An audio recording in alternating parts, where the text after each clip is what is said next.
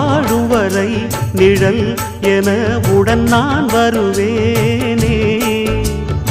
ஏழ் பிறப்பும் உயிர் துணை உனை நான் பிரியேனே.